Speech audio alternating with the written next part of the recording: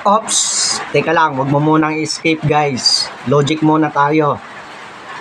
Meron tayong logic ngayon. May mag-asawang kuba.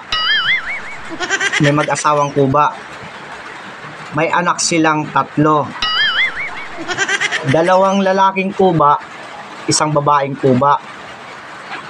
Ngayon, yung yung panganay na kuba, nakapag-asawa, nagpakasal, nagkaanak sila ng 5 kuba.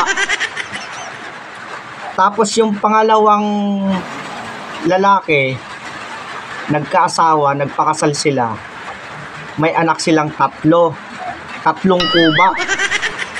Siyempre, lahi sila ng mga kuba. Ngayon, yung bunso nilang babae, nakapag-asawa, nagpakasal, may anak 1. Pero bakit hindi kuba?